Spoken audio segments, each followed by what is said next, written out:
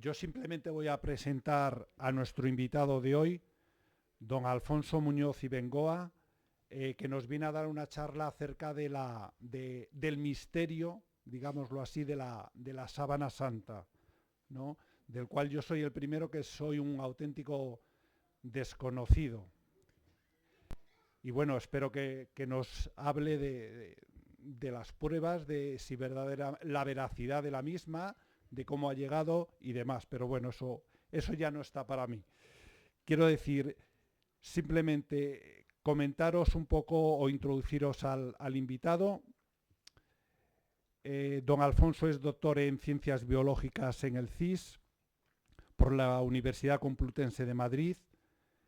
En 1995 realiza el curso propedéutico de sindonología en la Basílica de Santa Croce en Jerusalén de Roma. Es miembro desde 1995 del Centro Diocesano de Sindonología Giulio Risi de Roma, miembro desde 1999 del Centro Español de Sindonología de Valencia y desde 1998 de la Delegación de la Comunidad de Madrid.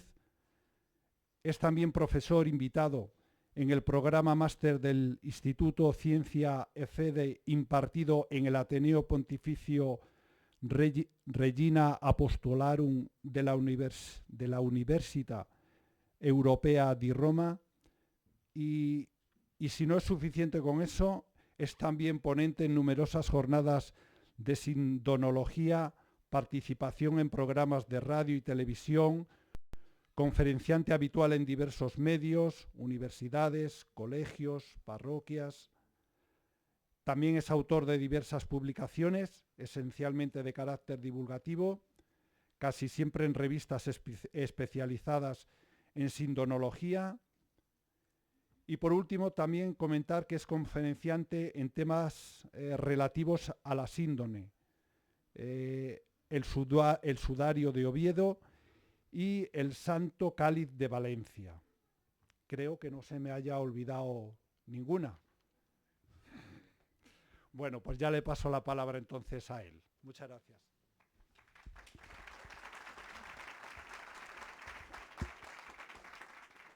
Bueno, buenos días a todos. Soy una persona muy normal. He tenido el gusto de compartir la Eucaristía esta mañana con vosotros, si me permitís que nos tuteemos.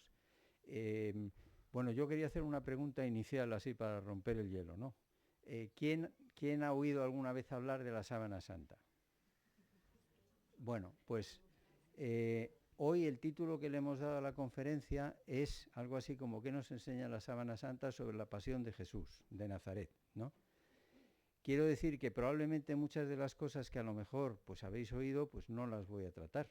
Si luego tenemos tiempo y yo no me enrollo, porque tengo ese problema que a veces se pone uno a hablar y se emociona, ¿no? Yo procuraré, vamos a ver si tenemos suerte y en una hora pues yo puedo compartir con vosotros todo aquello que nos habla en la Sábana Santa de la Pasión de Jesús.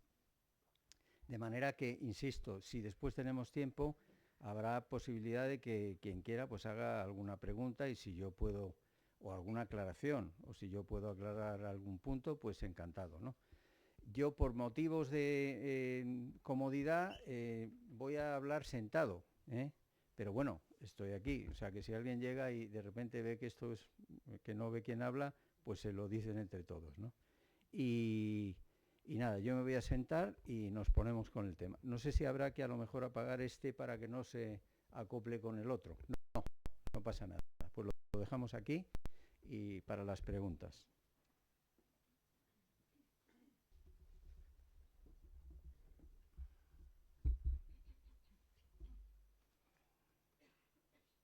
Aquí.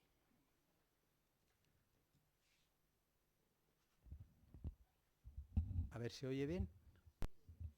Fenómeno, si no se me oye, me lo van diciendo, ¿de acuerdo? Bueno, pues a la Sábana Santa de Turín se le denomina también la síndone porque en en italiano se refieren a ella como la Sagrada Síndone, la Sacra Síndone. Y no tiene nada que ver con un sudario, es una mortaja. Lo que pasa es que en español mortaja y sudario es lo mismo, es un tejido, una tela que envuelve un cadáver.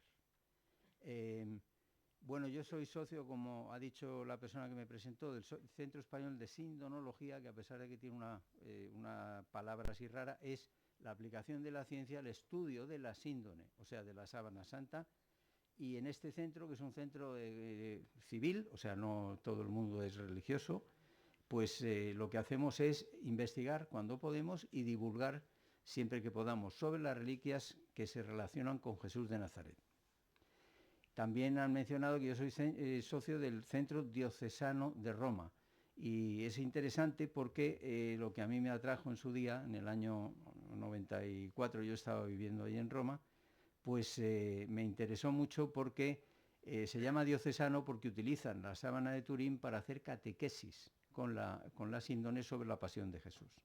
Bueno, tradicionalmente, yo espero que lo vean lo mejor posible, porque sé que el cañón tiene un defecto o un problema y no se puede enfocar perfectamente, pero bueno, este es un cuadro maravilloso que tenemos en el Museo del Prado, es el Descendimiento de Roger van der Weyden, y bueno, aquí vemos, se ve ahí, bueno, más o menos ven ustedes que está el cuerpo de Jesús de Nazaret en el descendimiento de la cruz, y está pues bueno, depositado, como quien dice, sobre un lienzo. O sea que ya incluso el arte nos habla de la tradición que ha relacionado un lienzo con la sepultura de Jesús. De todas formas, la sábana en sí mismo es un objeto, y como tal objeto, pues, en fin, lo que no hay que tener es miedo digamos, a estudiarlo, ¿no? Que es una cosa que pasa mucho con las reliquias, porque en principio hay gente que dice, pero hombre, ¿cómo crees en las reliquias? Y hay gente que te dice, pues yo creo ciegamente en las reliquias. Pues bueno, ni una cosa ni otra. Ni hay que creer ciegamente, ni estar blindado a creer sobre las reliquias. Lo que hay que hacer es estudiarlas. Lo primero con la documentación que existe, después viendo lo que son y después viendo lo que nos cuentan. Aquí estoy mostrando una foto del año 2002, y digo por qué es del 2002, porque en estas zonas ven que hay como unos triángulos, aquí también, luego veremos cómo se formaron, y aquí también todos estos triángulos son falta de tejido, porque en el año 1500, bueno, luego lo hablaremos, y bueno, pues la sábana es esto, es un lienzo muy grande, que tiene alrededor de 4,5 metros, 4,41,5 exactamente, por 114 casi de ancho, de alto, después de la restauración, por eso la fecha que figura aquí es 2002. Luego, si tenemos tiempo, hablaremos de ello. Bueno, es un lienzo de lino puro que tiene alguna pequeña contaminación de algodón, pero no es una mezcla, es lino puro. Además es un tejido muy preciado, muy valorado, es un buen tejido, y a pesar de ese tamaño tan grande, pues pesa alrededor de 1,1 kg en su totalidad. Si nosotros, como si dijéramos, la cortamos por la mitad, es decir, por donde se ve más o menos el cursor del ordenador, imaginemos que hubiéramos hecho un corte por ahí, aunque obviamente no lo hemos hecho, solamente a efectos de que se entienda, se define en dos partes. Una parte que se llama frontal, porque ya aquí se adivina una especie de imagen como un rostro, y en realidad es un cuerpo entero, ¿verdad? Y dorsal, es decir, por detrás, donde lo que se ve es la nuca, la cabeza, esto es cabello, estos son los omóplatos, esto es la cintura, luego lo veremos más en detalle, estos son los glúteos, los muslos por detrás, las pantorrillas y las plantas de los pies. Y por delante esto sería el dorso de los pies, las piernas, los muslos, los antebrazos, las muñecas. Aquí ven que tiene una herida en el costado. Bueno, pues cómo se generaron sobre todo estas, que esto nos habla un poquitín de la historia, pero solamente para que lo entendamos. En el año 1532 estaba guardada en una caja, que aquí se representa, una caja de madera que estaba cubierta de plata, como una especie de relicario, y dentro doblada según estos ejes, es decir, como un gran pañuelo en más o menos 48 estratos iguales, pues estaba doblada, y resultó que la noche del 3 al 4 de diciembre del 1532 hubo un incendio en donde estaba, que era en la capilla de Chambéry, que es donde entonces estaba la capital del ducado de Saboya, y bueno, pues al penetrar la plata fundida al interior, cayó sobre la tela y hubo unos restos de tejido que se perdieron. Como estaba doblada, cuando se desdobló quedó esa figura así como casi simétrica de todos esos triangulitos que hemos visto antes. Bueno, eso dejó unas marcas indelebles, que desgraciadamente no se han, vamos, no ha parecido oportuno tampoco en su día, en el siglo XVI, llevar a cabo un remiendo muy intenso. Lo que sí se hizo fue intentar, bueno, que se pudiera seguir venerando, porque de siempre esto se consideraba como la mortaja que envolvió el cuerpo de Jesús. Bueno, y aquí simplemente hay unas marcas que nosotros llamamos marcas accesorias, porque son, ojo, que son muy importantes para entender lo que le ha podido pasar a esta tela, ¿eh? Y luego hay otras marcas que veremos que tienen más significado para nosotros, pero las marcas accesorias están señaladas aquí en marrón, que son básicamente estas líneas, que son como unas chamuscaduras. Aquí está un poco más intensamente mostrado, ¿verdad? Son como unas líneas que además se produjeron precisamente al estar doblada. Una parte de ese gran pañuelo estaba más cerca de la pared, de la caja, y es la que sufrió, digamos, más la temperatura. Después hay unos cercos que aquí están exagerados en azul, para que se vea esta especie como de triángulos, y en el centro unos rombos, y aquí de nuevo en el otro lateral unos triángulos, que lo que señala es que el interior de esas marcas estuvo mojado. Estuvo mojado pues porque además hubo que meter rápidamente en la urna en agua para que no se consumiese toda la tela. Y también tenemos señalados en blanco, no se veían tan blancos, ahora ya no están, en el año 2002 se retiraron, estos pequeños remiendos que pusieron las hermanas clarisas de Chambéry con intención de que se pudiera seguir venerando la reliquia con dignidad. Es muy bonito además la historia porque es la primera descripción de lo que se veía en la Sábana Santa que hicieron en su día las monjitas cuando cosieron estos remiendos, ¿no? Lo hicieron además con agujas de oro, con telas de corporales, en fin, una cosa muy, muy devota. Y también hay unas marcas que son estas, aquí no se ve prácticamente porque desgraciadamente no se puede afinar, pero hay 4 agujeros que están ahí en L, se llaman los agujeros en L, que están en esta parte, están aquí también, si los ven, están aquí un poco más, en fin, sutiles, y aquí prácticamente no se ven en la fotografía. En la imagen menos. Yo los estoy viendo, pero en la fotografía también se percibe que son más pequeños. Y esos agujeros en L corresponden a un momento en el que la sábana estuvo doblada de otra manera, en 4 estratos uno sobre otro, es decir, como si hiciéramos un doblez por el medio y luego la plegáramos, entonces quedarían 4 estratos, no se sabe si fue pues por intencional o fue una cosa accidental. Y además de estas marcas están lo que nosotros llamamos marcas esenciales, que bueno, son esta especie de huella muy superficial, que es muy superficial, de este cuerpo que se ve aquí de frente y aquí de espaldas, ¿de acuerdo? Y es una imagen que además, cuando uno tiene la oportunidad de ver la sábana natural, si se coloca a menos de 2 metros, 2 metros y medio, no tiene una sensación de lo que está viendo.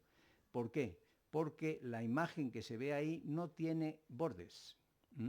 Eso es por cómo se formó la imagen. O sea, eso es parte de los enigmas que desgraciadamente hoy no tenemos tiempo de desmenuzar.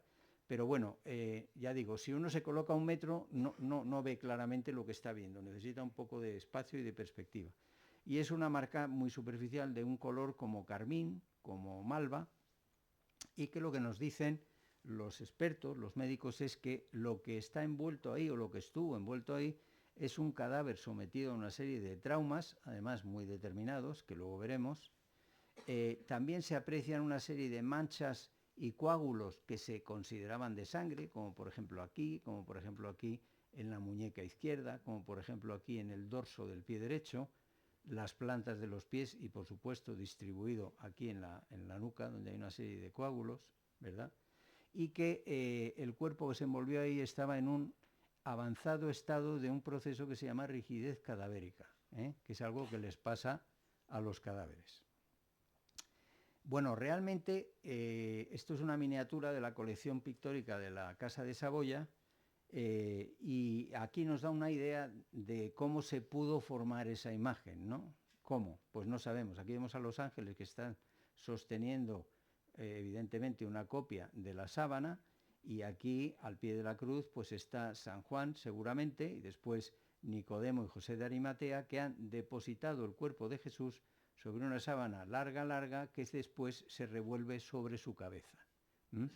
Entonces, de manera que por la parte interna de esta cara que está encima del cadáver se formó la imagen frontal, y en la parte interna de este lienzo sobre el que está depositado el cadáver se formó la imagen dorsal o de la espalda.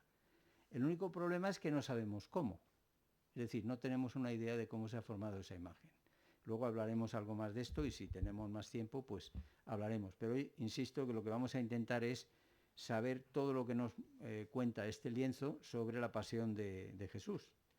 Bien, esto es otra maravilla que tenemos en el Prado, y bueno, pues aquí tenemos un crucificado.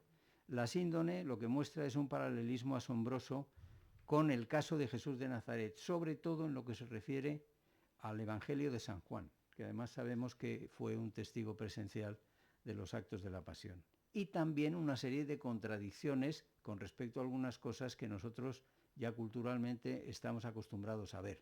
Por ejemplo, los clavos aquí están en las palmas de las manos, ¿no? La corona de espinas es como una especie de corona griega, es decir, es algo alrededor de las sienes. Aquí vemos que los pies están enclavados de manera independiente. La síndone no nos cuenta esto. Lo que nos cuenta la síndone es que Jesús de Nazaret fue flagelado según y por iniciativa de los romanos, fue coronado de espinas, además con una corona muy determinada, tiene una herida incisa en el costado, y además que murió en la cruz también por mano de los romanos. ¿Cómo es la imagen de la síndone?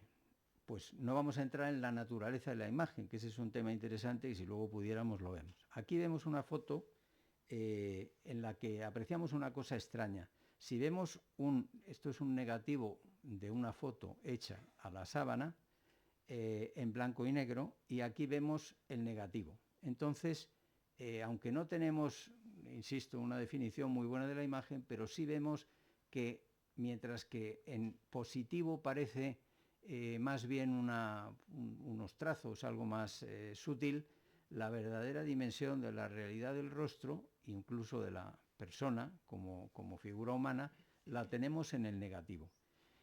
Bueno, esto no sabíamos cómo llamarlo, o sea, no se sabía cómo llamarlo, y le dieron el nombre de negatividad, porque se comporta como un negativo. El único problema es que un negativo fotográfico es algo que se revela cuando sobre un lienzo o sobre en este caso, por ejemplo, los negativos pues en celuloide, había una emulsión fotosensible, es decir, algo que es sensible a la luz, extendido. Es decir, hay un producto químico, y eso cualquier científico lo puede verificar. Mientras que aquí no hay nada de eso. Para que entendamos un poco lo de la negatividad, simplemente aquí vemos una cabeza de un ecceomo a la izquierda en positivo, a la derecha en negativo. Se da una inversión de los tonos, es decir, el claro o el blanco queda negro y el negro queda blanco. Pero realmente la dimensión del gesto de los ojos, lo que pueden expresar, la boca, si la boca es un rictus o es una media, no sabemos muy bien exactamente lo que es. O sea, nosotros tenemos una sensación de realidad con el positivo mayor que con el negativo. Pues en la sábana santa ocurre lo contrario. Aquí vemos una foto en color, no es que esté pintada de azul, sino que es que este color, que es como un naranja, más o menos, que es un color pajizo, es lo que cuando se positiva, cuando se hace el negativo, resulta este color. Bueno, aquí pueden ver una cosa que es esta raya que se ve aquí, que también se ve lógicamente aquí, eso es una arruga. Y esa y otras muchas que tenía la sábana santa y una serie de problemas de conservación es lo que motivó que en el año 2002 se llevara a cabo una intervención de restauración. Bueno, también tiene una cosa curiosa y es una cuestión que consiste en lo siguiente. La foto se pasó en el año 78 por un grupo de científicos que fueron a investigarla a Turín con permiso del arzobispo. Este equipo se llamaba el STURP, con este analizador que se llama VP8, que es un analizador que se usa en las campañas espaciales. Lo que consigue es, cuando se toma una foto, la foto es bidimensional, pero cuando se analiza con el VP8, si el objeto original tiene una tercera dimensión, la revela. Entonces, bueno, con este proceso de pasar una foto de la síndone por ese analizador, pues se dieron cuenta de que tenía esto, que no sabían tampoco muy bien cómo llamarle, pero dijeron, esto tiene una dimensión tridimensional, es decir, hay una tercera magnitud que se puede poner de manifiesto con esta técnica, y lo que denota, más o menos, sin entrar en muchos líos, es que hay una información codificada de la distancia que existía entre el lienzo y el cuerpo cuando se formó la imagen. Para no meternos en mucho lío, tiene una dimensión tridimensional. Igual que la negatividad, ¿esto es normal en un objeto, en una foto? No, no es normal. Es una característica singular de la síndone, ¿no? Igual que en este caso. Tan es así que tiene la posibilidad de tener esta tercera dimensión, como que los investigadores John Jackson y Eric Jumper, que eran del equipo del STURP, hicieron este molde o este modelo, que es nada menos que es cartón, que está cortado, digamos, mediante un proceso con un sistema informático. Esto lo hicieron cuando todavía los ordenadores tenían aquellas tarjetas perforadas, o sea, olvidémonos de las técnicas que hay ahora, pero pudieron revelar esa información tridimensional. Aquí hay una serie de cuestiones que, bueno, en un análisis más profundo podríamos ver, ¿no? Como por ejemplo el alargamiento de las piernas, que parece excesivo, de los brazos también, algunas zonas donde parece no haber imagen, algunas de las arrugas están todavía muy marcadas. Bueno, lo que había en el documento fotográfico es lo que salió aquí. Incluso esto es una foto realizada de perfil, donde lo que se puede apreciar es pues el cabello, las cuencas de los ojos, la nariz, el bigote, la boca y la barba y el mentón. Bueno, pues esta información estaba ahí codificada. Se la quisieron entregar esta imagen al Papa Juan Pablo II, pero se la llevaron el día 13 de mayo del 81, que es el día que tuvo el atentado, y no se la pudieron entregar. Se la hicieron llegar después. Bueno, ahora nos vamos a meter en una parte que tiene mucho que ver con una ciencia también, que es la medicina legal, la medicina forense, y que yo creo que es esencial por varios motivos. Primero, porque nos permite obtener muchos datos de esta pieza, de esta reliquia, como fuente histórica. En segundo lugar, porque nos permite conocer la pasión, una pasión tan parecida a la de Jesús de Nazaret, que si no es la de Jesús de Nazaret, verdaderamente es asombroso, ¿no? Incluso como camino de reflexión personal, porque muchas veces no somos capaces de valorar exactamente lo que sabemos. O sea, el Evangelio es un libro histórico, lo que ocurre es que es un libro muy poco descriptivo, o sea, es un libro factual. Nos va contando cosas y muchas veces lo que nos cuenta lo une con un y tal, y sucedió, y no sé cuántos. Yo les hago simplemente una reflexión, y es, vamos a analizar con cierto detalle el proceso de flagelación que sufrió esta persona. Pues es tan parecido a lo que le pasó a Jesús de Nazaret, que si no es Jesús de Nazaret, en fin, como se suele decir en castellano, venga Dios y lo vea.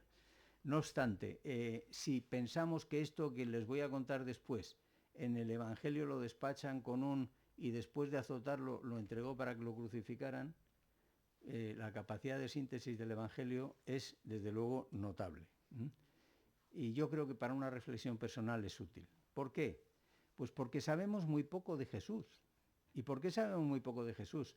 Pues quizá porque lo que más sabemos es a través de los Evangelios, que es un libro histórico, pero Jesús en su tiempo no fue una persona famosa. Conservamos, por supuesto, retratos y bustos de Cleopatra, de Julio César, de muchísimas personalidades, pero Jesús no era nadie. Y encima, si era alguien, van y lo crucifican, que es lo peor que se podía hacer en aquellos tiempos donde también pues, la moral contaba, ¿no? Y alguna cosa que podemos revelar de la sábana en principio, pues es esto, ¿no? Es muy probable que la estatura de ese hombre que está envuelto ahí fuese alrededor de 1,80 m, a pesar de que hay, ya les digo, para que también se hagan una idea de la complejidad. La imagen, si uno la mide sobre un plano con 1 metro, mide de frente 1,95 y de espaldas 2,02. ¿Quiere decir eso que es diferente persona? No, en absoluto. Quiere decir, como verán luego, que la sábana estaba, digamos, ajustándose más o menos a un cuerpo que estaba con un rigor mortis avanzado y tenía una serie de miembros flexionados, etcétera, y que es muy difícil hacer un cálculo directo. Pero bueno, que se queden más o menos con esto. Y también sabemos más cosas, que es un hombre de entre 40 y 45 años, pero, ojo, está muy envejecido. ¿Por qué? Porque tiene una deshidratación muy profunda y, según dicen los expertos, porque es probable que fuese una persona que vivía al aire libre. De piel aparentemente morena, cabello, dicen, oscuro, una cara larga, o sea, una nariz rectilínea, más o menos, se puede ver, que pudiera pesar alrededor de 75-80 kilos de peso corporal, de complexión fuerte, viril, un biotipo que se denomina atlético, o sea, no pícnico. Pícnico sería más gordito, ¿no? Pues un biotipo más bien asténico, atlético, una persona sin defecto físico aparente, esto también tiene interés en su análisis, y con barba y bigote y el pelo largo, no en una coleta, pero sí a la espalda. Bien, esta foto lo único que revela es para que tengan una idea de que no todo lo que se ve sobre la imagen de la sábana es sangre. Hay muchas zonas que tiene imagen pero no tiene sangre. Por ejemplo, esta parte del rostro no tiene sangre, digamos, coagulada, mientras que todo lo que se revela aquí como negro sí que es, digamos, sangre. Y como ve, está absolutamente cubierto el cuerpo, el pecho, el costado, la cabeza, los muslos, por supuesto las piernas por delante, la espalda completamente, los coágulos de la nuca, los glúteos, los muslos por detrás, las pantorrillas y las plantas y el dorso de los pies. Pero hay, obviamente, lugares donde coinciden más o menos la imagen y la sangre, y hay algunas donde lo que hay es solamente sangre. Bueno, y vamos a ir viendo poco a poco lo que nos dice la sábana sobre lo que le pasó a esta persona, cuyo cadáver estuvo envuelto allí. Bueno, presenta una serie de heridas en la cabeza, en la región frontal, con abundante sangre. Algunas de las heridas, estos son heridas, ¿de acuerdo? Esta es una herida, la que aparece aquí, que parece en forma de 3, aquí con una especie de gota, que son de carácter histórico documental. No podemos entrar en esto, pero también es un asunto interesante. Tiene un golpe muy fuerte en el cartílago nasal, con rotura del cartílago nasal, no del hueso, pero sí del luxado. Presenta una contusión muy fuerte también en el pómulo izquierdo, con una inflamación que además está obturando el campo visual del ojo derecho. Tiene también esta zona que los médicos llaman los arcos superciliares, está muy maltratada. El mentón y el labio inferior están inflamados y tiene la zona esta de la barba, la tiene como desprendida, como arrancada. Si vemos esta imagen es un negativo en blanco y negro. Si vemos una imagen, un detalle tridimensional, lo que vemos es que se aprecian los regueros porque tienen volumen. Claro, estos son regueros de sangre. Este es el reguero ese en forma de 3 que veíamos, la gota que había sobre la ceja, ¿verdad? Después, este es el golpe que tiene en el pómulo derecho, obviamente con una contusión grande y la inflamación. También tiene una herida escoriada en la mejilla izquierda, tiene el tabique nasal roto, y después también se puede apreciar que los regueros de sangre, las coladas que salen de la nariz o incluso de las comisuras de los labios. Vaya, esto es una cosa, ya me había avisado que probablemente lo produjera. Bien, para que sepan ustedes, lo que hay aquí detrás es una imagen del rostro de la síndone en el que hay un detalle muy interesante que no puedo mostrar. Y es que la imagen está formada por agrupación de puntos independientes. Es decir, no son trazos y no son líneas continuas largas en ningún caso. Esto tiene una particularidad y es que por eso decimos que la imagen no tiene direccionalidad, ¿vale?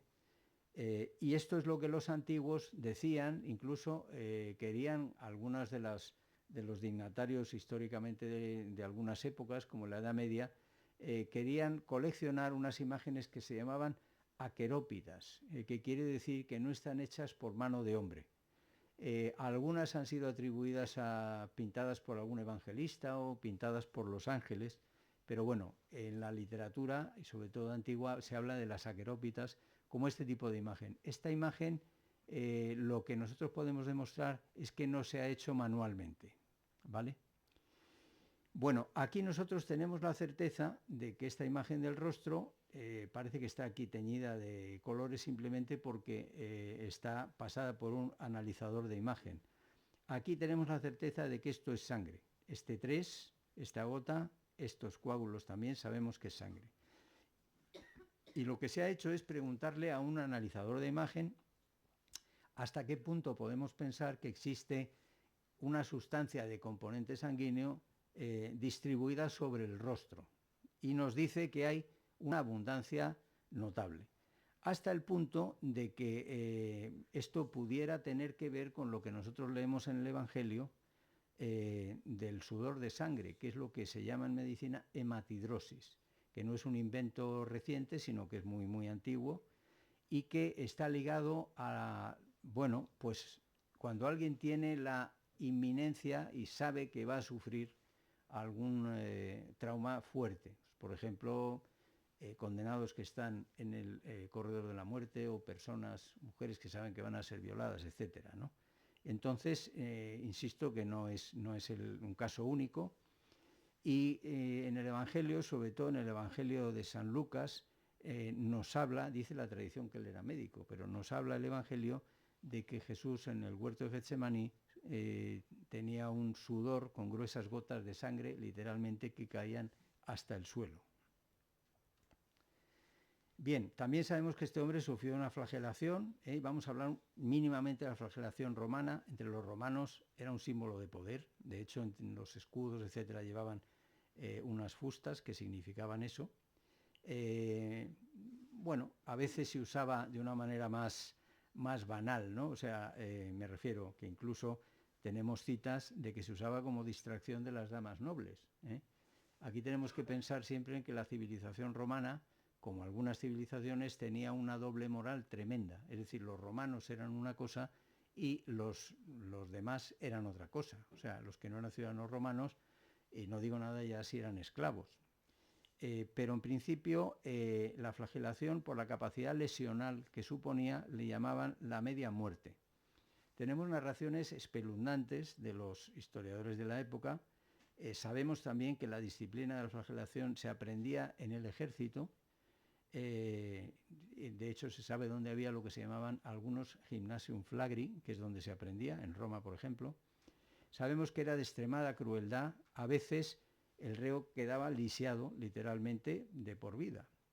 Podían dejarlo desollado, eviscerado, es decir, con algunas vísceras totalmente casi fuera, como dicen. No lo dice lo dicen Josefo, Cicerón, Tácito y Plinio, por ejemplo. Pero lo cierto es que los romanos también eran muy observantes de su derecho y, por supuesto, cuando ejercían una flagelación no lo hacían sin ningún criterio, sino que lo hacían con una medida y siempre después de una sentencia judicial. En cualquier caso, era un ejemplo de profesionalidad, el saber hacerlo bien. Aquí tenemos un flagrum o un flagellum, este se llama flagrum taxilatum, más o menos que sepamos que los ciudadanos romanos, desde la ley Porcia, que es del 195 a.C., hasta la ley Sempronia del 123, si la sufrían era con una especie de varas que le llamaban las virge. Si eran soldados, con una especie de palos que le llamaban fustus, pero nunca con esto que vemos aquí, que esto es lo que se llamaba un flagrum y que era conocido como el escorpión, que lo reservaban a criminales, agitadores, desertores del ejército y esclavos. El flagrum era una especie de mango, como vemos aquí, de madera, que tenía 2 o 3 colas, que se llamaban plumbata, y a cuyos extremos se ataban o bien bolitas de plomo o huesecillos, piedras o algo que desgarrase la piel. No por morbosidad, sino porque además, como era un instrumento enormemente contundente, tenía que sangrar, porque si no generaba unos hematomas mucho peores.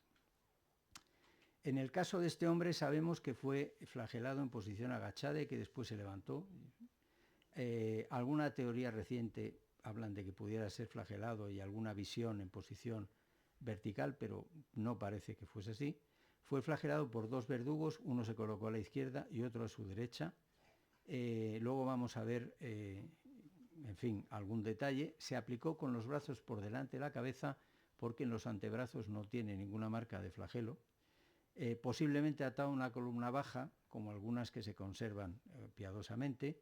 Y en la síndone también se pueden ver, esto es una fotografía en blanco y negro, aquí se puede apreciar dentro de este cuadrado, en fin, no se ve aquí para nada, pero hay unas pequeñas líneas que demuestran que esos son regueros de plasma. Aquí vemos una parte, esta es la zona de la nuca, este es el cabello, estos serían los hombros y el cuerpo está completamente marcado de estas lesiones que son bífidas, o sea, como dobles, y que están pareadas, o sea, 2 a 2, a veces 3 a 3. Son unas lesiones que se llaman contusivas y lacerativas, que tienen unos 3 centímetros de longitud y que están unidas por una especie de línea sanguinolenta, luego veremos por qué. Este hombre recibió más de 120 golpes, probablemente si no faltasen estos fragmentos que vemos aquí en blanco, podrían llegar hasta 140. Es obviamente una flagelación romana.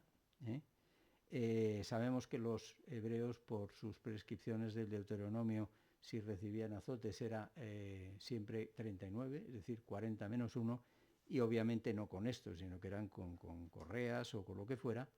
Y incluso, como decía antes, no se hacía sin una sentencia legal y después se hacía que el reo fuese examinado por los médicos para no extralimitarse. Aquí ven una foto en un detalle en blanco y negro de lo que serían esas lesiones, que las vemos bífidas y con una línea más o menos sanguinolenta. No sé si lo ven muy bien, pero aquí esta sería una lesión de una plumbata doble, o sea, de 2 correas. Y lo que hay aquí es mi mano, para que se hagan una idea de la dimensión, y debajo, tiene encima los taxilos, que son esa especie de barras que parecen como esas que los forzudos levantaban en los circos antes, tienen como 2 bolas laterales y un segmento que las une. Esto es lo que se ataba al extremo de esas correas. Bueno, como consecuencia de esto, aquí vemos 2 Cristos indónicos, uno de Monseñor Julio Ricci y otro de Juan Manuel Miñarro, que es un imaginero español, en el que se ha intentado reproducir las lesiones en cuanto a número, posición, probablemente no en cuanto a, obviamente, lesividad, ¿no? Pero en estos Cristos se aprecia el castigo durísimo que sufrió esta persona, hasta el punto de que en algunos casos, incluso en el ejército, utilizaban la flagelación como sustitutivo de la pena capital y literalmente flagelaban al reo hasta matarlo. Bueno, lo flagelaron desnudo y tiene marcas desde el cuello a los pies, la espalda, los glúteos, las piernas, por delante y detrás, el pecho y quizás los genitales. No lo sabemos porque tiene las manos cruzadas delante de la zona púbica.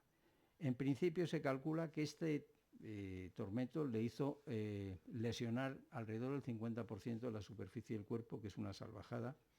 Si se cuentan independientemente puede haber hasta 700 lesiones y alguna de ellas seguro que debió llegar a las costillas, provocando lo que se llama un estado sincopal. Esto genera una hemorragia con una pérdida de quizás hasta 2 litros de sangre. Para que nos hagamos una idea, eso es el 20% del volumen de sangre corporal, sin contar las hemorragias internas. Pudo durar hasta 25 minutos y lo que es claro es que después estuvo cubierto con algún tipo de tejido, pero que esto le pudo causar lesiones cardiorrespiratorias, fiebre, sed, vómitos, sin ninguna duda, iniciando un cuadro de una cosa que es muy peligrosa, que se llama hipovolemia. Tengo aquí una cita de una persona que es fiable, es el doctor Villalain, que ya falleció, pero que era un forense muy conocido y fue director del Instituto Anatómico Forense de la Facultad de Madrid y catedrático en Valencia, que decía que el flagelado se transformaba en una desfiguración, un amasijo de carne sanguinolenta. Este cuadro seguro que condujo a esta persona a lo que se llama un estado clínico crítico, de manera que probablemente con los cuidados de hoy día necesitaría entre 2 y 3 meses para poder salir adelante. También tiene 2 contusiones que se ven aquí en estos puntos, que están una encima de la escápula derecha y otra debajo de la escápula izquierda, y que después entenderemos, pero que indican que transportó un peso en ese sentido. Luego veremos también los detalles. Bueno, ¿por qué se dice que son 120 golpes? Pues porque se han contado. Este es un estudio del grupo de Monseñor Ricci, en el que se ve la dirección de los golpes, de dónde salen, dónde llegan, y se permite un poco el estudio más detallado del proceso. Es evidente que esto pues, dejó a la persona extremadamente débil, muy dolorido, sobre todo si había sufrido una hematidrosis previa, porque la hematidrosis tiene esa manifestación del sudor de sangre o la saliva de sangre. Pero lo importante es cómo cursa, es decir, qué es lo que le causa eso a una persona, porque no se reduce al rostro, sino que es obviamente para todo el organismo, ¿no? Bueno, pues con esta pérdida de sangre, insuficiencia respiratoria, hay un detalle que vemos aquí, que es la profesionalidad de las personas que lo ejecutaron. Y es que esta parte, ese punto amarillo, no sé si lo ven ahí, aquí, a ver si lo puedo yo señalar. Aquí hay un punto amarillo. Ese punto amarillo es un punto donde no existe un golpe. ¿Por qué? Porque está el esternón, y el esternón es lo que protege al corazón. Y seguramente un artilugio tan lesivo como este pues hubiera podido causar la muerte. Y la sentencia era importante conservarla. Seguramente no estaba condenado a morir flagelado.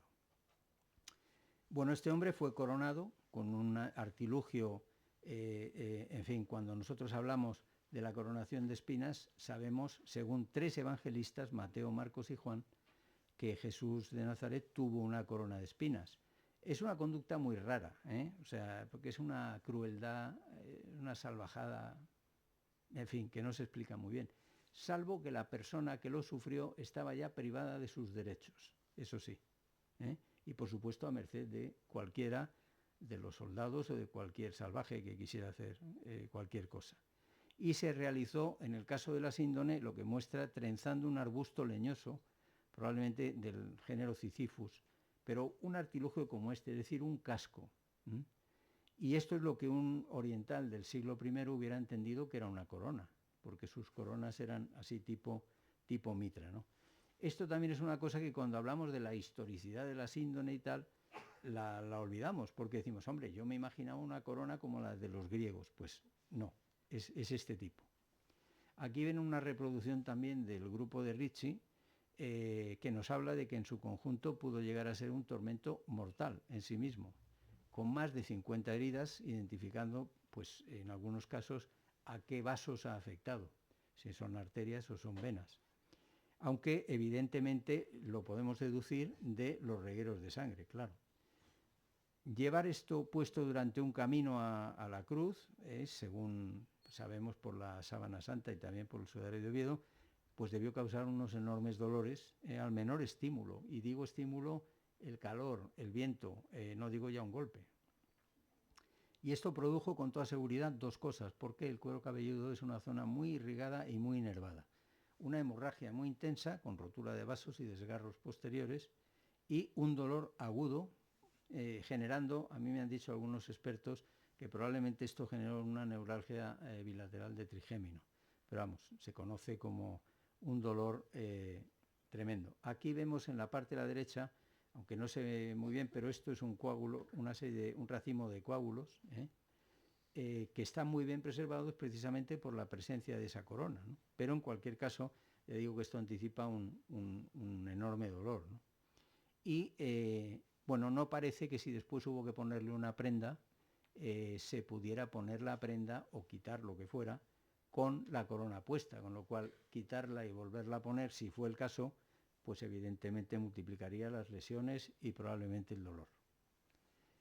Bien, nosotros estamos acostumbrados a ver el Vía Crucis como una cosa piadosa, pero la historia no lo dice que era así. Era realmente el camino al suplicio, era lo que se llamaba la deductio, ¿eh?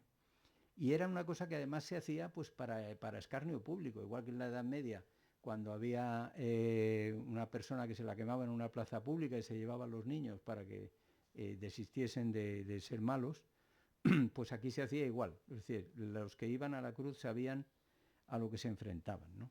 Y se organizaba una especie de recorrido para escarmiento de las personas.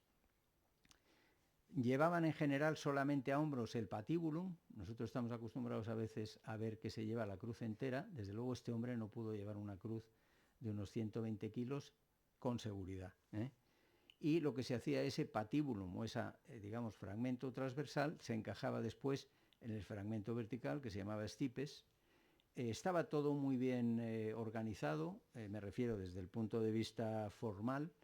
Esto se ve bastante bien en la película de Mel Gibson, si habéis tenido la ocasión de verla, de La Pasión, donde iban precedidos por un precor que llevaba el titulus, que era lo que nosotros llamamos el INRI, pues se llamaba el titulus damnationis. Iban controlados por un centurión y un cuaternio, que eran 4 soldados. El centurión además era la persona que tenía que testificar la muerte, por eso le llamaban el exactor mortis, que iba a caballo. Y en general iban atados entre sí cuando había varios condenados para evitar que se moviesen libremente, porque claro, sabían lo que les esperaba y nadie se prestaba de buen grado a dejarse crucificar. La crucifixión hoy día, luego hablaremos de ella también, pero no tenemos idea de lo que significaba. En el caso de la síndone vemos que hay una serie de unas marcas, aquí no se ven muy bien, pero estos dos segmentos que en amarillo denotan la posición en la que se debió transportar ese peso que decíamos antes de unos 40 kilos, y que ya está bien, y que puede corresponder perfectamente a un patíbulum. Este es un patíbulum, es una reliquia piadosa, este se dice que es el patíbulum de San Dimas, del buen ladrón, se conserva en la Santa Cruz de Jerusalén, en Roma, y bueno, pues atado en esa postura, tuvo que estar absolutamente expuesto a que las caídas, pues las rodillas, el rostro, cualquier golpe, por supuesto, ¿no? Este es otro de los detalles, insisto, que no refleja la historicidad, el transporte de la cruz completa. Y, curiosamente, las dimensiones podrían ser perfectamente asumibles, unos 13 centímetros de ancho. Bueno, en la síndone tenemos, estos son los cristos sindónicos, el de Miñarro y el de Monseñor Ricci. Se aprecian esas marcas de flagrum que están distribuidas por muslos, se aprecian también unas lesiones abiertas, bueno, importantes en las rodillas, y las ligaduras en el tobillo izquierdo que parece que retuvieron la sangre en su descenso, que aquí también se representa. También hay un detalle aquí que es importante, que es este reguero divergente que se ve aquí en el dorso del pie izquierdo. que luego hablaremos. Bueno, de la crucifixión decir que no es una invención romana, pero sí perfeccionada por los romanos. De hecho, se llamaba la crucifixión al modo romano. La utilizaron desde Pompeyo Magno, que es el año 69 a.C., hasta el 325 después de Cristo, que con Constantino se suprimen las crucifixiones públicas, y subrayo públicas. Hay algunos relatos que nos hablan de crucifixiones muy numerosas. En la caída de Jerusalén se llegó a crucificar hasta 500 personas diarias. El caso, por ejemplo, de Espartaco, pues parece que entre Capua y Roma había alrededor de 2000 crucificados. Bueno, tampoco es que fuera una cosa... Sí se sabía que era un suplicio que tenía que ver con la cultura romana y sobre todo con la vulneración de la ley. De hecho, cuando uno veía un crucificado o un campo de crucifixión, porque se conservaban en las afueras de las ciudades, entendía que hasta allí había llegado la lex romana. Y es curioso porque la visión de la crucifixión aterrorizaba al pueblo romano, pero podían perfectamente, sin ningún empacho, crucificar a un esclavo. O sea, era una doble moral tremenda, ¿no? Y los, digamos, relatos que nos deja, por ejemplo, Cicerón nos habla de que era el suplicio más cruel y tétrico y que se entregaba la vida, y nos dice Séneca, gota a gota hasta el final. Obviamente no todas las crucifixiones eran iguales, había algunas en las que los crucificados duraban días en las cruces, pero no sometidos a este tormento ni parecido. Y desde luego la aplicación al ciudadano romano es absurdo. Ya nos dicen las cartas de San Pablo, nos hablan de que la cruz era necedad para los gentiles, blasfemia para los judíos. No tenemos idea, hoy no nos hacemos idea de lo que significa. Culturalmente lo tenemos muy interiorizado, pero imaginemos que si vemos a alguien que venera a una persona que ha muerto en la silla eléctrica y nos colgamos aquí una silla eléctrica del pecho, pues nos parecería muy chocante, pero nuestra cultura ya lo tenemos completamente asumido, ¿no? De hecho, se le también llamaba el tormento servil, porque se usaba con los esclavos, y ya digo que era la ignominia y el descrédito más profundo. Si a alguien se le quería hacer lo peor del mundo para acabar con su crédito personal, era crucificarlo. Aquí vemos una cruz llamada de San Justino, donde vemos el titulus, este sería el patibulum y este sería el stipes, que estaría en el campo de crucifixión, y había desde luego modalidades diferentes, tamaños diferentes. Siempre generalizamos sobre la crucifixión y desde luego afortunadamente podemos hablar de pocos casos que nos han quedado, ¿no? Pero estamos, ya digo, acostumbrados culturalmente a verlo y no nos hacemos una idea de lo que era. ¿Cómo está crucificado el hombre de la sábana en cuanto a las manos? Bueno, pues desde luego para poder crucificar a una persona hay que buscar un lugar adecuado. Las palmas de las manos no lo son, porque un peso de un cuerpo de 80 kilos en triangulación, pues por un fenómeno físico, podría pesar 100 kilos o más, y eso desgarraría los tejidos. Se puede poner un clavo aquí, digamos, entre el cúbito y el radio. Se puede poner también entre los huesos del carpo, ¿verdad? Como es el caso, pero desde luego en las palmas de las manos no. Aquí hay unos 8 huesos y hay unos espacios que no es que son espacios naturales, sino que son espacios que cuando uno hace presión con un objeto punzante puede abrirlos. El problema es que cuando los abre, pues aquí lo ven, esta es la muñeca izquierda.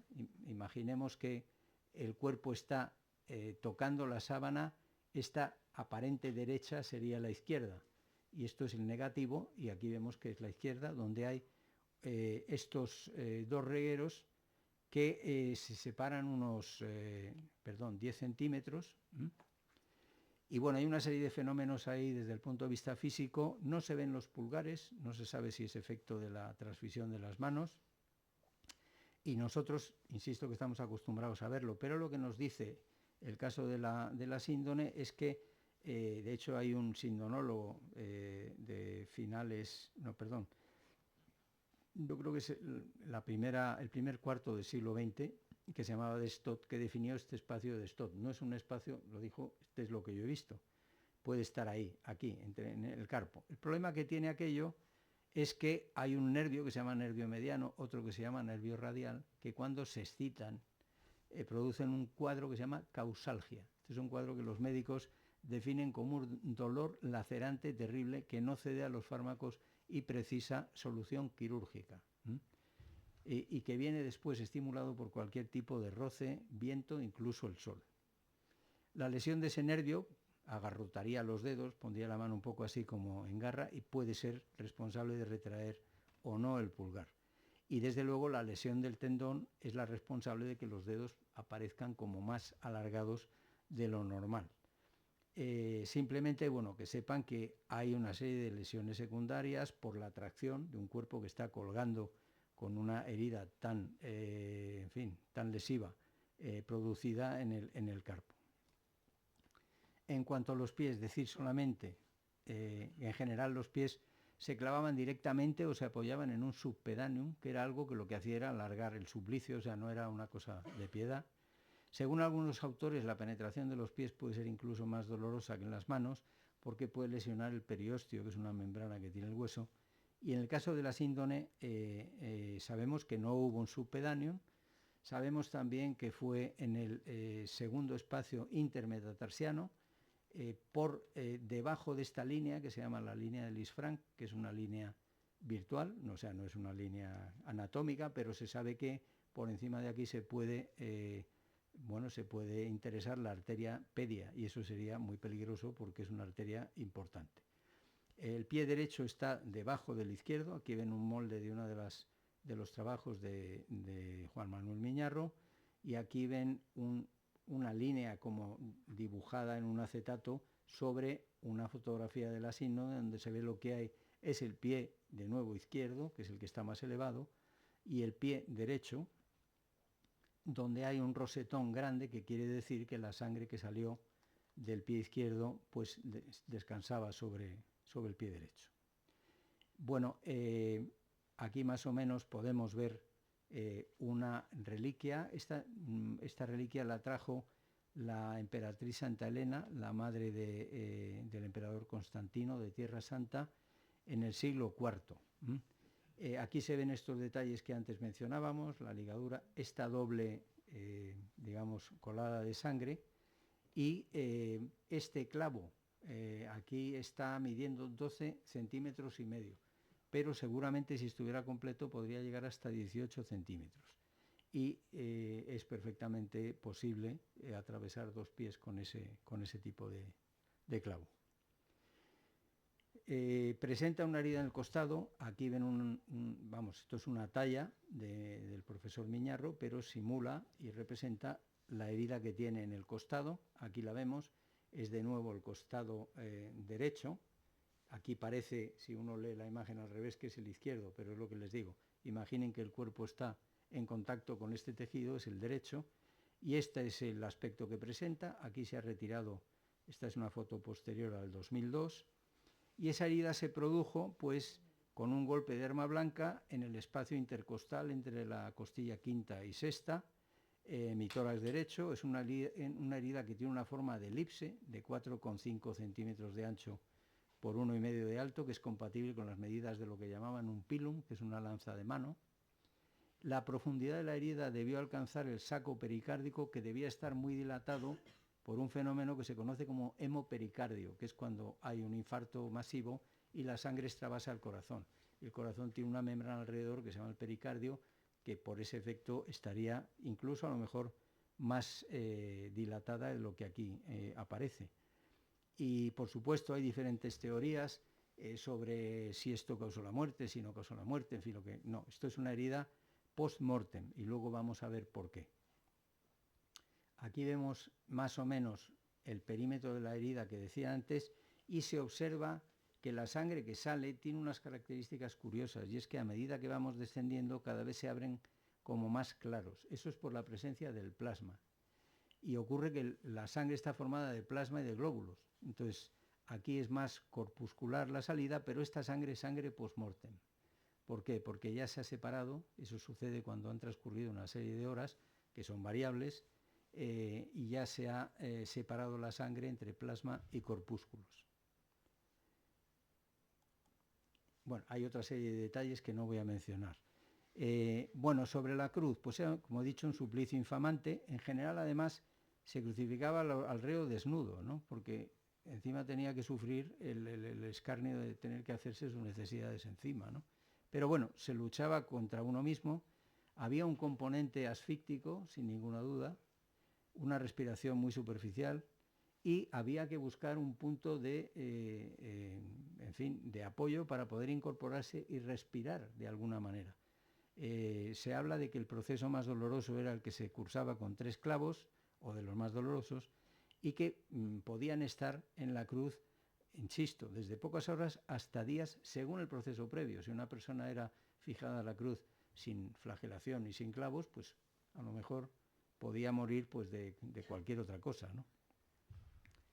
Bien, por los regueros de sangre de los antebrazos y de la muñeca que vemos aquí, podemos deducir que este hombre sobre la cruz tuvo 2 posturas que le permitía un pequeñísimo movimiento que aquí se ve como de 10 grados, pero ahora lo vamos a entender. Debió permanecer un tiempo en alguna de las posturas porque se aprecian algunos coágulos terminales, como es este caso, que ahí se ve más intenso, y adoptó 2 posturas, una postura que llamamos, si queremos, en descenso, en el cual pues el cuerpo está pues como colgando de los brazos, se apoya el peso sobre el diafragma y tiene una respiración pues no muy plena, la verdad. Hay un proceso que se llama acidosis respiratoria que tampoco ayuda. La cabeza muy inclinada hacia adelante, con los músculos del cuello muy contraídos, un esfuerzo muscular intenso y generalizado que empieza un proceso de algo que se llama tetanización, y el dolor del desgarro de las manos y de las lesiones correspondientes, pero con necesidad de poder respirar más profundamente, o sea, con una sensación de hambre de aire que lo que hacía era impulsar a que se apoyase sobre el clavo de los pies, y doblando el brazo derecho con un dolor pues alucinante, o sea, lacerando el nervio mediano o el nervio radial, doblar el antebrazo y con calambres pues, por falta de oxígeno, y de nuevo volvía a caer a la posición de descenso. Entre una y otra de estas posiciones debió estar alrededor de unas 3 horas. La causa final de la muerte de un crucificado parece que puede ser asfixia postural, lo que origina un cuadro de edema, un edema agudo de pulmón que sin duda se dio. De todas formas es posible que nunca sepamos la causa final. ¿Por qué? Porque los médicos trabajan con enfermos y los forenses trabajan con cadáveres. Entonces aquí no tenemos ni una cosa ni otra. Y además los conocimientos médicos se suelen actualizar. Dicen que alrededor de cada 10 años hay unas revisiones bastante profundas, ¿no? A veces se aceleraba la muerte por un proceso que se llamaba el crurifragium, que era quebrarle las piernas, y entonces, pues bueno, no podían o tenían un shock tan fuerte, una embolia adiposa, y fallecían. Sabemos por las medidas en la síndone que la cabeza estaba muy inclinada hacia adelante. Estos son también unos trabajos de Monseñor Ricci. Y que el cuerpo tenía una especie de desviación curiosa porque estaba apoyado en un clavo que necesariamente obligaba a que un pie estuviera encima de otro. Por lo tanto, no era una postura tampoco natural. Sobre las causas de muerte de este hombre, pues obviamente hay en medicina 5 tipos de shock que son potencialmente mortales: emocional, neurogénico, hipovolémico, traumático, cardiogénico, y sufrió con seguridad estos 2. Muy probablemente emocional, no lo sabemos.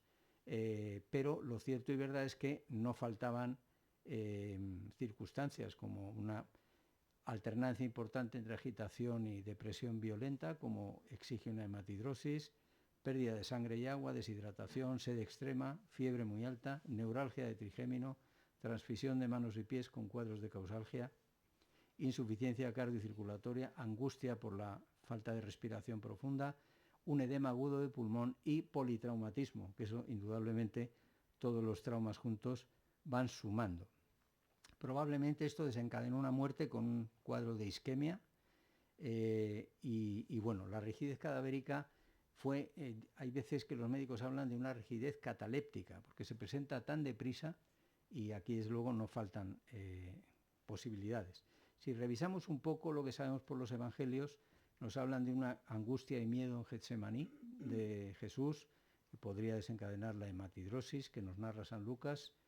El grito antes de la muerte se da en unos cuadros que se llama hemopericardio, que es muy probablemente lo que sufrió este hombre, mentón muy inclinado hacia adelante, una pericopa de lo que nos dice inclinó la cabeza, la lanzada en el costado que nos narran, no se le practicó el crurifragium, y además la muerte sobrevino rápidamente, nos dice el Evangelio de Pilato, que no tenía seguro ni idea de todo lo que estaba pasando, porque desde luego a cualquiera que lo viera no le podía sorprender. Aquí vemos un Cristo sindónico que fue un encargo para Miñarro de la Cofradía de los Estudiantes de Córdoba. Cualquier cosa, este es más realista que algunos que estamos acostumbrados a ver, pero ninguno deja de ser una representación un poco más que piadosa. De hecho, bueno, el estudio que hace el doctor Villalain habla de 6 grupos de lesiones, en fin, es un estudio muy detallado. Y también aprovecho unos párrafos que nos dice en uno de sus libros, que es muy interesante, que él habla de que el rostro y el cuerpo de Cristo debieron quedar irreconocibles tras el maltrato sufrido, contundido, machacado, ensangrentado, sin piel, tras soportar la asfixia creciente, la angustia permanente alternando con dolores lancinantes, el shock complejo y el fracaso cardíaco. Normalmente no se solía enterrar a un crucificado de una manera digna, sino que a lo mejor se despedazaba o se enterraban los despojos al pie de la cruz. Pero el Evangelio nos narra un hecho que además habla de la valentía que tuvo José de Arimatea, que pidió el cuerpo de Jesús, porque eso era significarse como un discípulo o por lo menos alguien que le quería bien.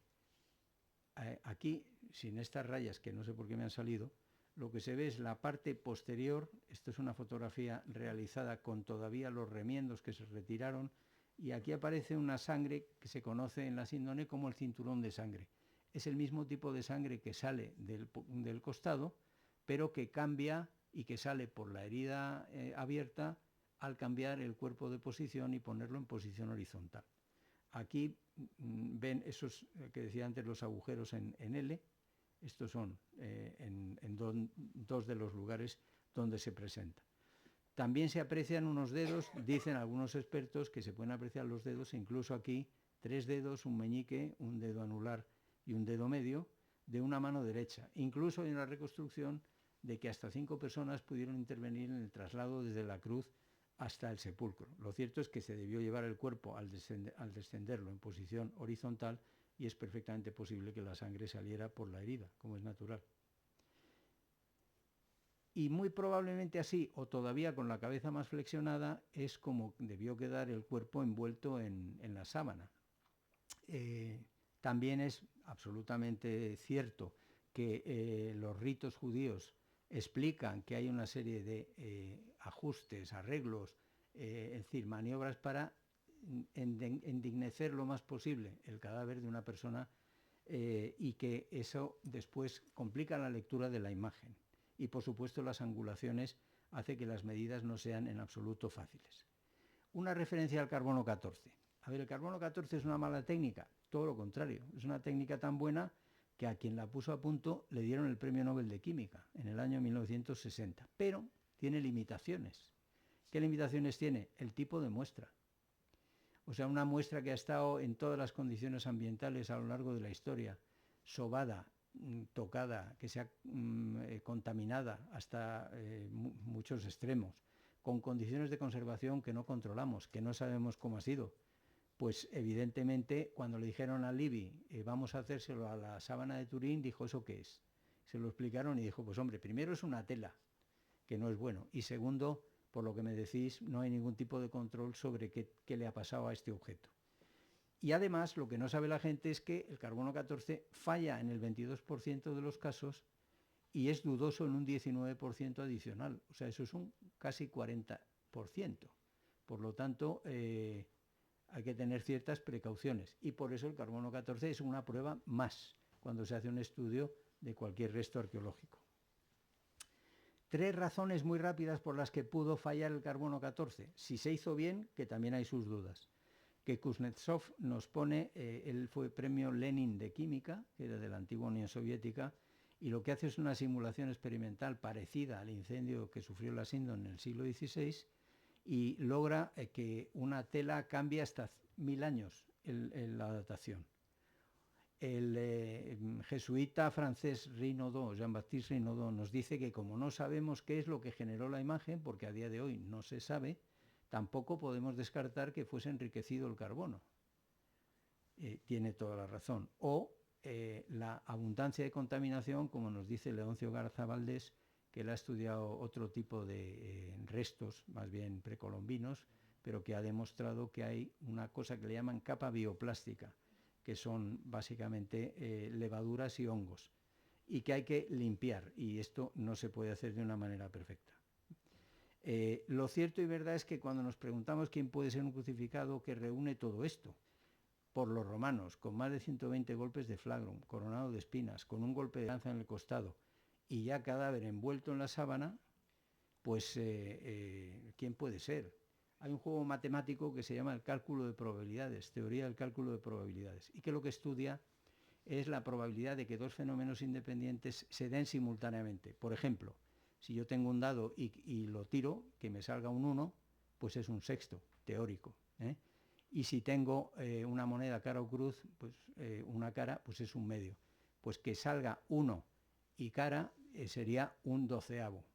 Haciendo un juego en el cual le asignan una probabilidad teórica a una serie de cuestiones, por ejemplo, 1 de cada 3 crucificados tuviera una sábana, lo cual ya digo yo que ni de broma, o sea, eso está evidentemente descartado. O que 1 de cada 1000 crucificados coronados de espinas tuviese una corona, de lo cual conocemos solamente un caso. Pues existe una probabilidad frente a esta barbaridad, entre 89.000 y 225.000 millones, de que este hombre no sea Jesús de Nazaret. ¿Podemos tener la certeza? Pues no, porque ¿qué prueba sería la que nos exigen los científicos? Pues seguramente a día de hoy no podemos tener la certeza. Hombre, cabe preguntarse, ¿cambiaría algo si el carbono 14 hubiera dicho que era del siglo I? ¿Qué exigirían entonces los escépticos, ¿no? O alguna prueba nos puede demostrar que sea, vale, puede ser Jesús de Nazaret, y ahora ¿quién me demuestra a mí que es el Hijo de Dios? O lo contrario. Pero, curiosamente, hasta ahora nadie ha propuesto ningún candidato. Y eso no deja de ser notable, ¿no? Porque con toda esta serie de cosas que se le hizo a una persona, ya en la Edad Media se sabía mucho de la pasión de Jesús.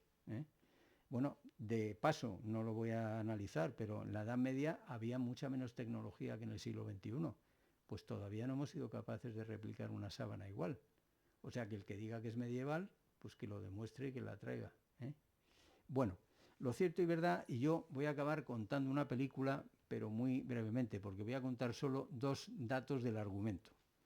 Esta película nos cuenta la historia de un oficial romano que se llamaba Tauro, al cual el emperador Tiberio le encarga que vaya a Palestina porque hay un tumulto allí que dicen que ha resucitado una persona que habían ajusticiado y tal, que vaya y que encuentre el cuerpo y vamos a resolver este tema.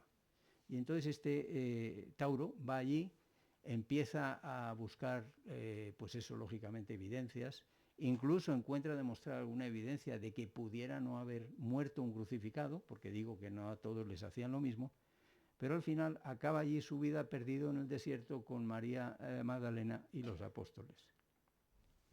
Bueno, pues estaba en un proceso de búsqueda, ¿no?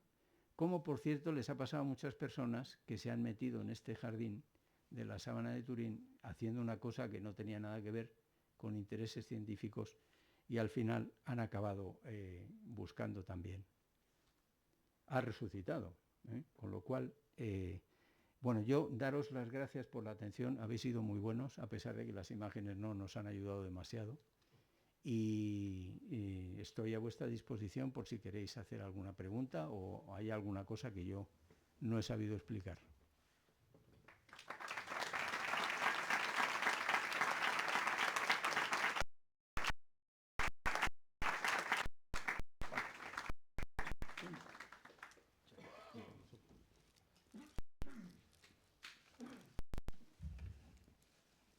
creo que he sido fiel al horario.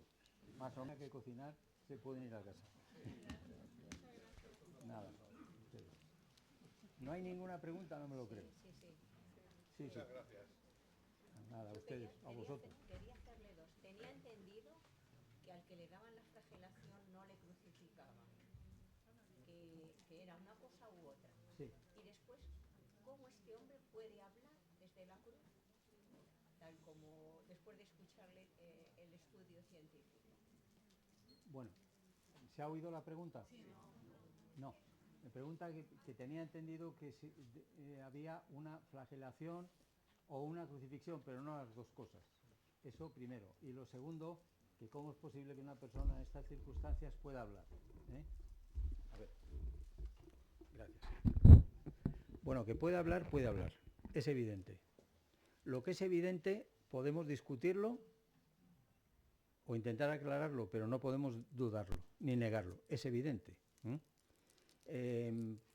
Probablemente no fuese capaz una persona en estas condiciones de tener una conversación reflexiva, pero si alguien piensa en que lo que está haciendo es orar o recitar salmos, pues a lo mejor es una cosa, pues no sé, que podemos hacer, ¿no? La primera pregunta era sobre la presencia de flagelación y crucifixión. A ver, hay algunos relatos que hablan de alguna flagelación previa, pero para controlar. Esta barbaridad que hemos visto, ni de broma. O sea, entre otras cosas, ya digo que con seguridad, si este hombre, con el traspaso además de la vía crucis, digamos, este hombre, si no se muere en la cruz, hubiera muerto pues horas después. Ya digo que sin crucificarlo, solamente con la flagelación hubiera necesitado 3 meses con los cuidados médicos de hoy, probablemente para salir adelante. No nos hacemos una idea. Eso no era la costumbre. La costumbre no era hacer una flagelación tan brutal como esta, sino era controlarlo. Pues oye, nadie se dejaba crucificar de buena gana, ¿vale? No sé si le he contestado. ¿Sí? O sea, yo quería saber quién tomó la decisión de además la crucifixión. ¿Pilato? No, el Evangelio nos lo cuenta. Pilatos dijo, yo lo que hago es, ahí lo dejo, si queréis. El pueblo que decía crucifícalo. Instigado por las autoridades del pueblo, las autoridades religiosas del pueblo. Ahí viene la famosa historia de la culpa de los judíos, un lío tremendo, no sé qué, ¿no? Pero bueno, eso es lo que debió suceder. De hecho, yo por eso deduzco, porque si uno intenta ver esto y tener conciencia de esto, que alguien diga, me sorprendo de que haya muerto tan pronto, verdaderamente es que no tiene ni idea de lo que ha pasado, ni idea. O sea, Pilatos estaba a lo suyo, en su casa, con sus cosas, con su gobierno. Sí. ¿Hay alguna teoría de cómo llegó la Sábana Santa a Italia? No hay una teoría, hay una historia larguísima que yo, si don Bernabé me invita el año que viene, vengo y os la cuento, pero es otra hora. Digo, porque hay, lo primero que hay es una historia, hay un montón de datos, hay un montón de... Lo que sí que sabemos sin ninguna duda es que la que hay en Turín ahora llegó en 1353-55 a Europa. Y hay una historia previa, y hay una historia muy interesante de cómo se veneraba la sábana hasta el siglo VIII. En el año 904 llega a Constantinopla, en fin, es una historia muy entretenida porque además tiene mucho que ver con el tema de los templarios y todo eso, que a la gente le mola mucho lo del misterio, ¿no? Pero sí, es un tema interesante, eso es un aspecto histórico, ¿no? Y está bastante documentado en muchas cosas. ¿Y cuál es su teoría de cómo queda impregnada la sábana? ¿Mi teoría sobre? ¿Cómo queda impregnada la imagen en la sábana? Algo... La sangre está clarísimo, porque además la sangre traspasa el tejido. Es decir, la sangre se ve también por la parte de fuera. La imagen no se ve por la parte de fuera, lo cual es un problema añadido, porque eso quiere decir que es algo que emitió el cuerpo. Si lo que había era un cadáver, un cuerpo que emite, lo que se llama sustancias de descomposición. Bueno, pues de eso no hay nada en la sábana, además. Y otra serie de temas que hoy no puedo contar, ¿no? Mi teoría es irrelevante porque yo no soy nadie, ¿vale? Mi teoría es la teoría más plausible, que es la de un tal Jackson, John Jackson, que es el que más sabe de este tema, que por cierto era un señor que era militar y se dedicaba a la propulsión a chorro, que decimos nosotros, y hoy día tiene, pues está jubilado, pero tiene lo que se llama el Centro de Investigación de la Sábana de Turín de Colorado, porque él es norteamericano y vive en Colorado. O sea, este es otro como el, como el centurión, que, bueno, el general romano ese Tauro, que al final se pone a buscar al Señor, ¿no? Y él tiene una teoría, pero lo que deduce esa teoría es que hay cosas que él no puede explicar. O sea, él resume que a día de hoy la creación de esa imagen es inexplicada. O sea, él tiene ideas, tiene cosas, habla de que no tiene imagen lateral, qué cosa más rara, tiene imagen solo que es una proyección ortogonal, pues ahí ha debido intervenir la gravedad, pero cuánto tiempo, pero por qué no sé qué, pero, o sea, hay muchas cosas.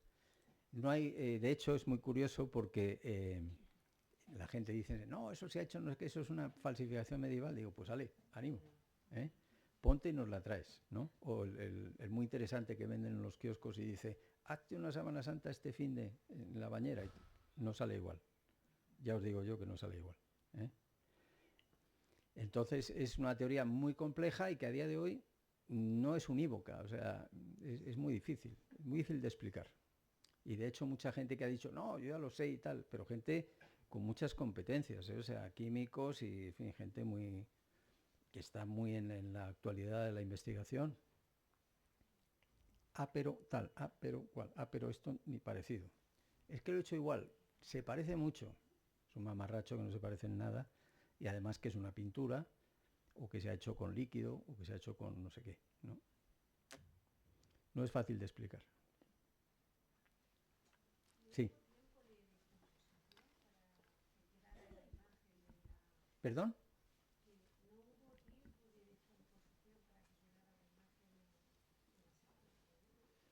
Es que la imagen no tiene nada que ver con la descomposición. Ah, sí, perdón. Que me dicen que repita la pregunta. Su pregunta era... Sí, no hay restos. Vamos a ver. Pero no tiene nada que ver. La imagen no es descomposición. No tiene nada que ver con eso porque no hay ningún... o sea, no hay productos de descomposición.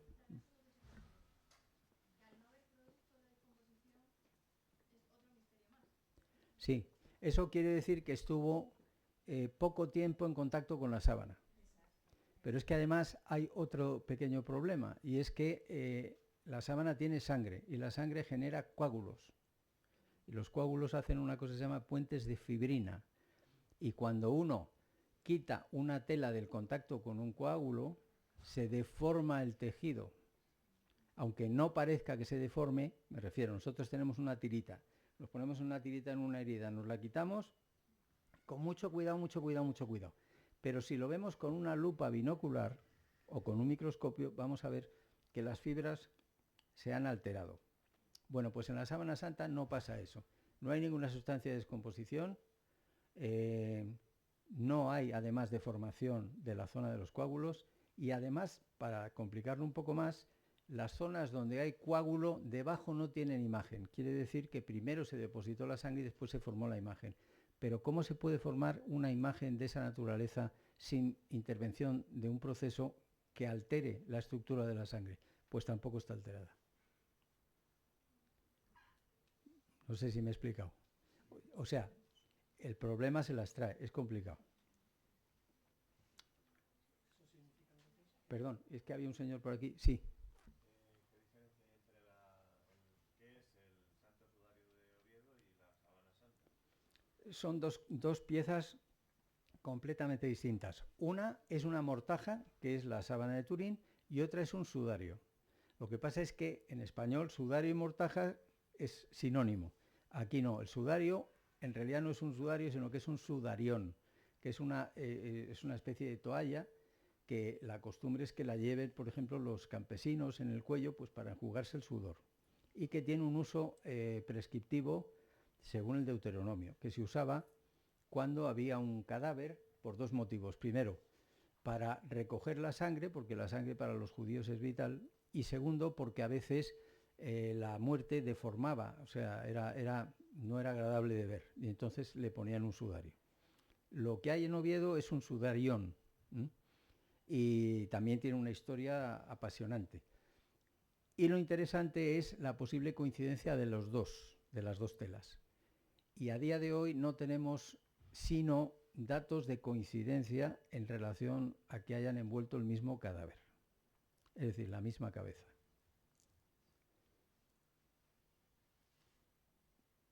Sí, sí. O sea, lo que has dicho de la tirita significa que el cuerpo no fue arrancado, o sea, no fue extraído de la tela, Oh. sino que desapareció. Es lo que vienes a decir. O sea, No lo sé. Hay veces que hay gente que dice, ya lo he pillado. Esto es la resurrección. Digo, sí, pero es que esto no es un hecho científico. O sea, la resurrección, conocemos un caso y encima no lo hemos estudiado. O sea, no sabemos cómo funciona el proceso de resurrección en un laboratorio. Por lo tanto, por eso digo que es un hecho que no es científico. Es un hecho de fe. Sabemos que es un hecho. Pero sabemos que es un hecho y lo sabemos por la fe. Perdón un segundito. ¿Te he contestado? Sí.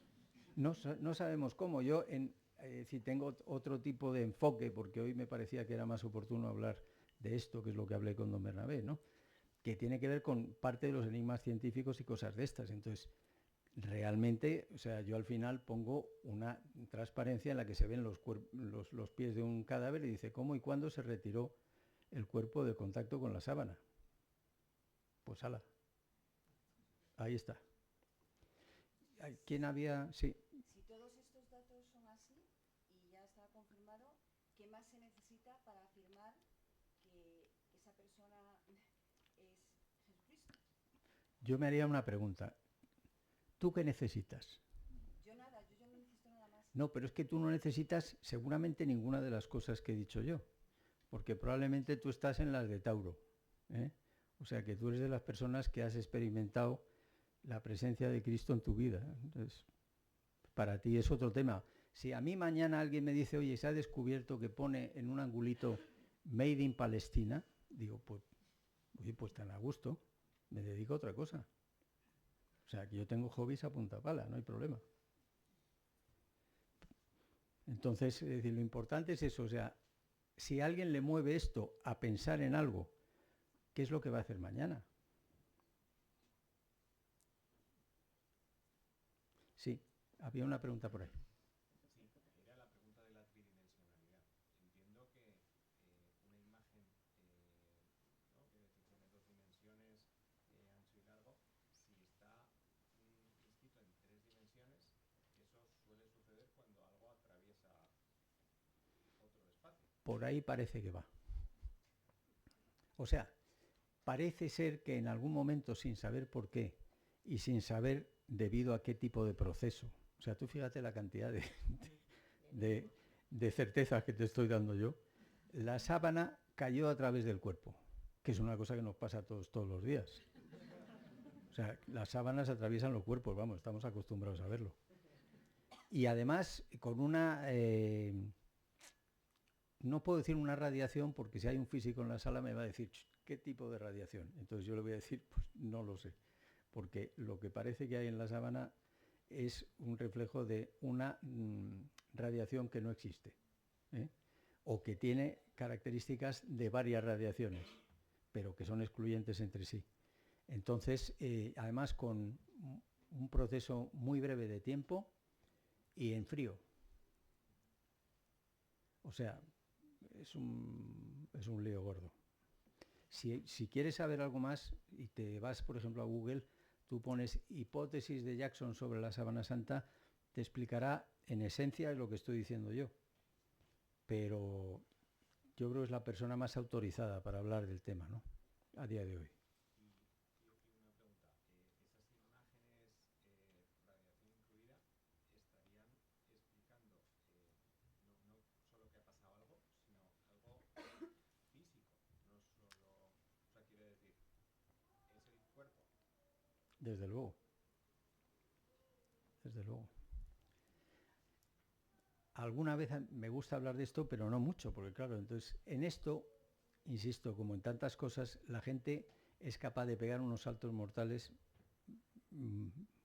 brutales, ¿no? Y pasa de una cosa a otra. Es como si yo, por ejemplo, estamos hablando de comida y entonces yo te digo, pues no sé, sí, pero la historia, no sé qué. Entonces me dices, vamos a ver, ¿de comida o de historia? ¿No? Una de las dos. Entonces en la Sábana Santa la gente salta de la teología a la no sé qué, pega unos saltos brutales. Pero realmente es complicado, ¿no? O sea, el catecismo, no sé en qué punto es, ahora no recuerdo, habla del cuerpo glorioso.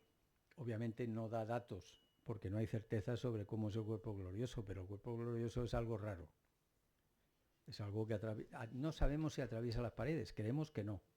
Porque cuando nos dice que el Señor aparece en el cenáculo, no dice, se oyó un estruendo enorme, se cayeron los ladrillos y apareció Cristo y tal. No. Dice, se puso en medio de ellos. No se sabe cómo. Y eso supone ¿cómo diría yo? Otro tipo de comportamiento en el espacio-tiempo. Otra dimensión. No sé. O tiene pinta de algo de eso, ¿no? Alguien de repente que lo ven y no lo conocen, y de repente lo conocen.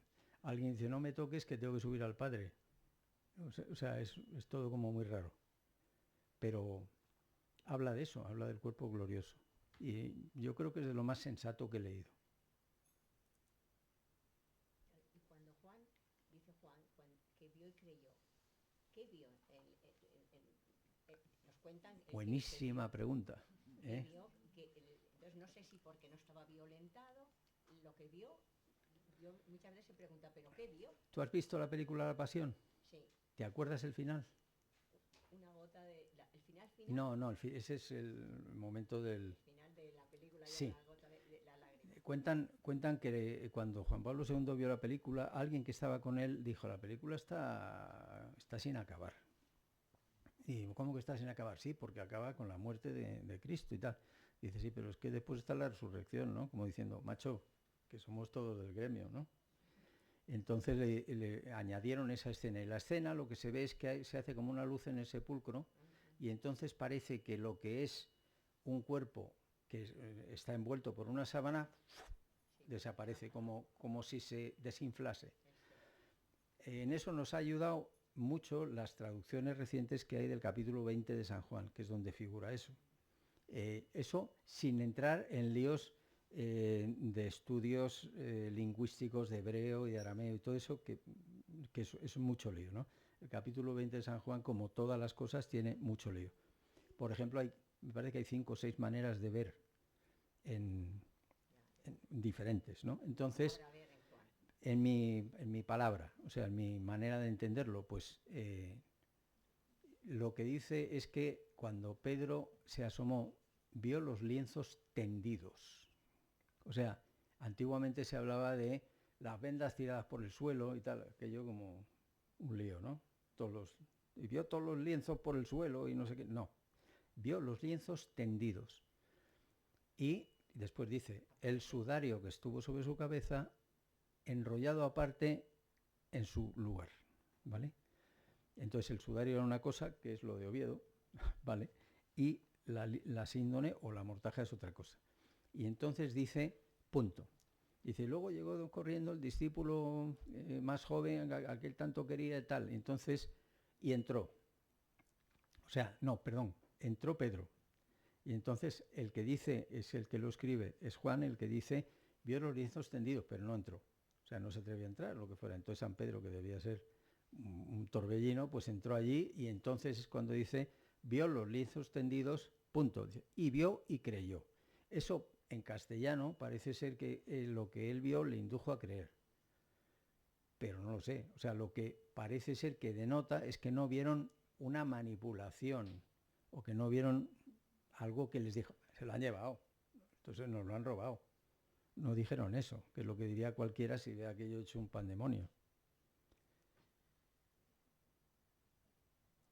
¿Sí?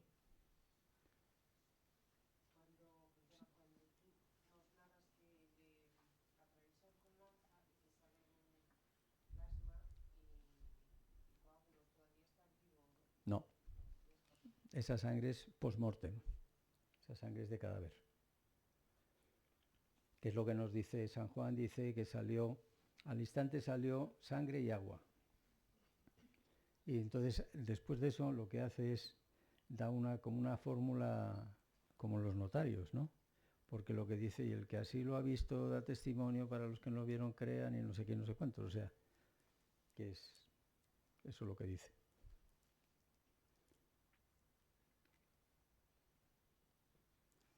Bueno, pues muchas gracias a todos por venir, ¿eh?